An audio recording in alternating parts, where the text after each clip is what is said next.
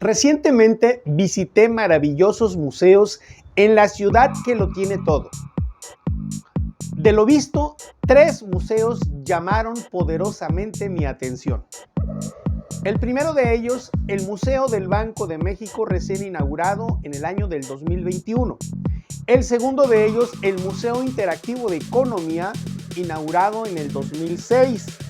Y el tercero, el Museo Numismático Nacional, operando desde 1998. Ahora bien, estos 3 museos tienen una estrecha relación en la exposición de sus contenidos. Verán, el Museo del Banco de México muestra los servicios financieros y su globalización.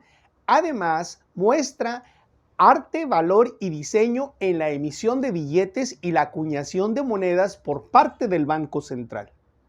El segundo de ellos, el Museo Interactivo de Economía, te invita a explorar, a conocer, a aprender las nuevas tendencias basadas en los principios económicos y financieros de lo que ocurre en las sociedades actuales.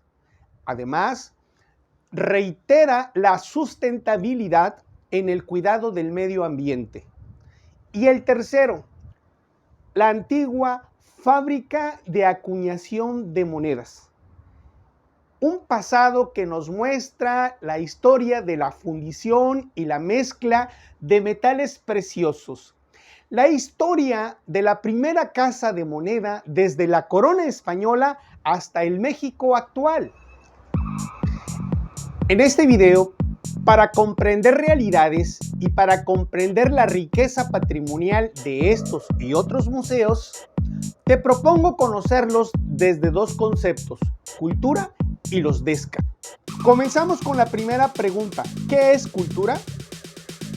El diccionario de la Real Academia Española dice que es un conjunto de modos de vida y costumbres, conocimientos y grado de desarrollo artístico, científico, industrial en una época, grupo social. Es todo producto o creación de una sociedad. La moda, la tecnología, el arte, la educación, trabajo, instituciones, el idioma, la gastronomía. Podemos comprender así que los museos son un producto de la humanidad, son un producto cultural que muestra la riqueza patrimonial, nos otorgan identidad y sentido de pertenencia. Ahora bien, la segunda pregunta, ¿qué son los DESCA? Los DESCA son los derechos económicos, sociales, culturales y ambientales. Parten de la Declaración Universal de los Derechos Humanos. Se precisa en su artículo 22 que toda persona, como miembro de la sociedad, tiene derecho a la seguridad social y a obtener mediante el esfuerzo nacional y la cooperación internacional y en conformidad con la organización y los recursos de cada estado, la satisfacción de los derechos económicos, sociales y culturales indispensables a su dignidad y al libre desarrollo de su personalidad. Los derechos económicos, sociales, culturales y ambientales consagrados en nuestro texto constitucional se encuentran previstos de manera muy especial en los artículos 3, 4, 25, 27 y 123. A los DESCA se le denomina la tercera generación de los derechos humanos. Los DESCA siguen en el orden de reconocimiento a los derechos civiles y políticos. ¿Lo sabía? De este modo, siendo más precisos, los derechos económicos, sociales, culturales y ambientales, los DESCA, son los derechos al agua, la alimentación, educación, trabajo, seguridad social, cultura, medio ambiente. Derechos que deben exigirse en nuestra comunidad para mejorar nuestra calidad de vida. ¿Y cómo progresan los DESCA? Permítame decirle a manera de ejemplo que hace más de 30 años aquí en el estado de Veracruz, un gobernador ordenó la construcción del acuario de Veracruz. Este acuario de Veracruz nos muestra la gran diversidad de fauna marina. También este acuario nos muestra una gran diversidad de conocimientos y de entretenimiento familiar. Alrededor de 20 años, otro gobernador autorizó la construcción de un túnel subterráneo bajo el río Coatzacoalcos que se materializó tristemente 20 años después.